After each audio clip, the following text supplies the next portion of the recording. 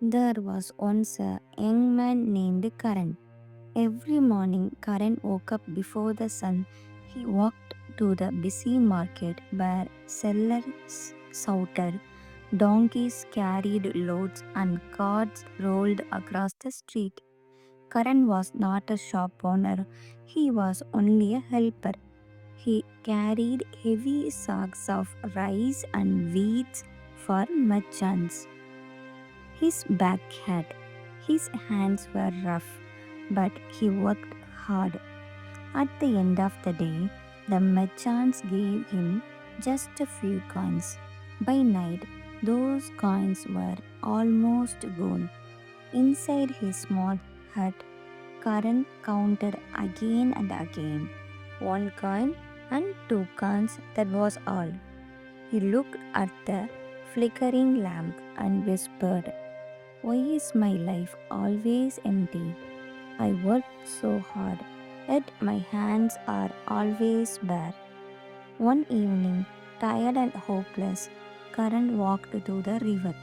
The sky was painted orange and cold, but he saw no beauty. He sat on the bank, pulled out his pocket, and laughed bitterly. Even the pocket is empty. Am I cursed? Will I always live like this? At that moment, he heard the sound of wooden wheels. An old cart stopped under the banyan tree. Out came a wise old merchant. His beard was long and white, his face round and wrinkled, yet his eyes shone with kindness. Beside him, he placed a heavy wooden chest. When he opened it, golden coins sparkled like fireflies in the fading light.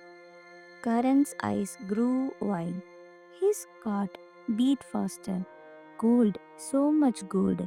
How can this man have so much while I have nothing? The merchant noticed the boy's gaze and smiled. Do you want to know a secret, young man?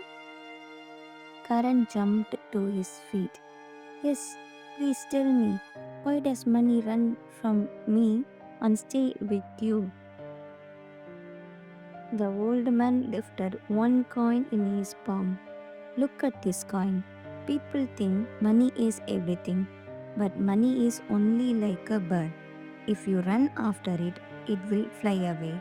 If you create a tree, the bird will come and rest. Karan frowned. Tree? Seeds? But I have no land. I have no seeds. The merchant laughed softly. You already have seeds, my boy. The seeds are your ideas, your actions, your vision. Long ago, I started with nothing but one small shop. I sold oil, rice, and flour with honesty. I treated customers with respect. Slowly, one shop grew into two. Two shops grew into 10. Then factories. I never chased money. I planted value. Money came to me just like birds come to a tree. Karan sat silently, his eyes fixed on the river. His heart began to understand. So, it is not coins that attract money, it is the value we give, the courage to begin, and the honesty to grow. The merchant nodded. Yes, build value and wealth will find you. The sun was now setting, painting the water gold. Karan stood up with a new fire in his heart. He pressed his hands together and said, from today, I will plant my seeds. I will not run after money. I will create something that makes money come to me. The merchant placed his hand on Karan's head in blessing. My boy, your journey begins today. Walk with vision, honesty, and courage, and wealth will follow. From that day forward, Karan was no longer just a helper in the market. He started with one small idea, then another. Slowly, his seeds grew into his own shop. Unlike the merchant, sir, money began to flow to him, not by chasing it but by attracting it. Moral of the story is true wealth is not about chasing money.